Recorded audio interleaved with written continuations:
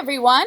Thank you for tuning in to Get Outside, Engaging Environmental Education with Nebraska 4-H Camps. My name is Katie. And my name is Callie. We are the 4-H Camp Program Directors. Together we have over 25 years of outdoor programming and youth development experience, which comes from both out-of-school time and classroom facilitation. Today, we will give you a sneak peek at the types of programs and activities that our team can provide you and your kids. Our environmental education, or EE programs, offer a wide range of science activities. Each session is available both virtually and in person. All of our programs are fun and hands-on to engage kids beyond school-time learning. Yeah! We at Nebraska 4-H Camps have tons of experience facilitating outdoor and environmental activities, even during the COVID season. All of our programs offered this year have been very successful. Our expertise in youth development, nature, and science gives us a unique approach to leading EE programs, which are designed for maximum fun and learning, but also for kids to connect with their peers and leaders in a safe and inclusive environment. The majority of our EE sessions are ecology-based, but we do have STEAM and trust activity blocks as well. Callie, why don't you share more about our ecology sessions and a couple examples of activities within each topic? Of course. Let me start with our forest ecology. In this session, we lead activities relating to trees, habitats, and adaptations. One of my favorite activities from this session is called Mouse House. The participants collect dirt, twigs, leaves, and other natural supplies to build a home fit for a mouse, all the while discussing the mouse's food supply, water, warmth, and predators. Water ecology has a wide range of activities. We touch on the water cycle, water habitats, and adaptations, and the impact of water pollution.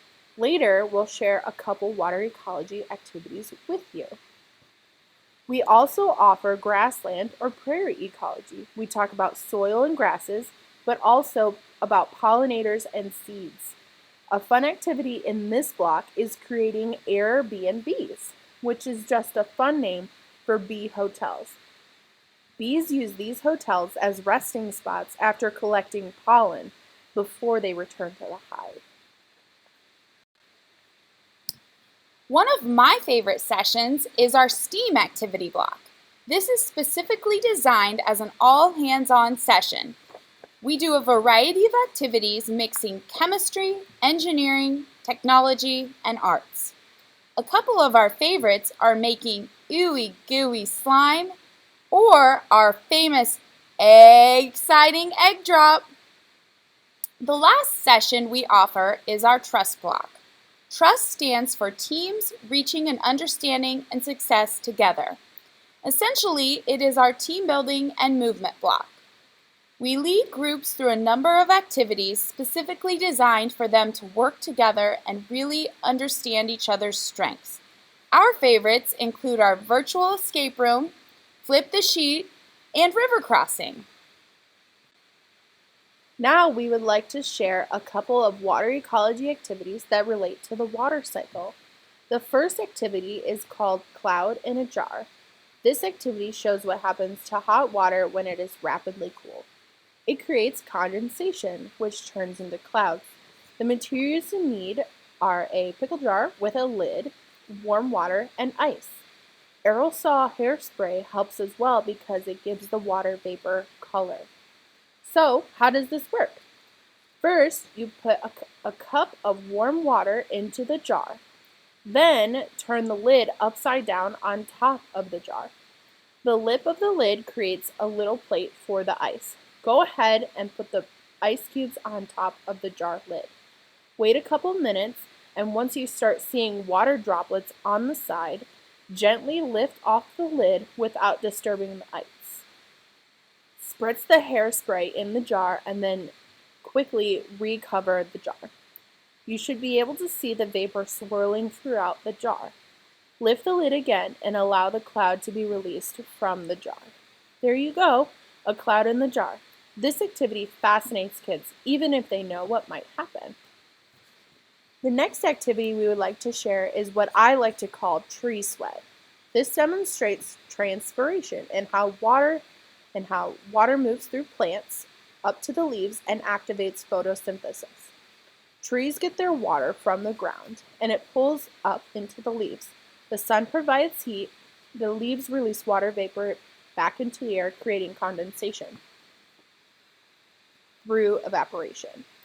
Before conducting this experiment, it's important to ask kids what they think will happen. We talk about the difference between deciduous and coniferous leaves and which one would release more vapor back into the air. Then we put a Ziploc around the leaves or pine needles of a tree, making sure it's zipped up tight. Then leave it for 30 minutes to an hour, and upon returning, we see that water has collected from the leaves or pine needles from the condensation. The kids really like to see the results of this activity. Wow, thanks for sharing these activities, Callie. Cloud in a jar and tree sweat are so much fun to do. How about you give these activities a try and let us know how much fun you and your kids have learning about the water cycle. Well, that's all we have for today, folks. Thanks for joining us. I hope you enjoyed our presentation. For more information about our virtual and in-person programs, please visit our website at 4h.unl.edu/camps and check out our year-round programs. Also, be sure to take a look at our program handout with more details about timing and pricing.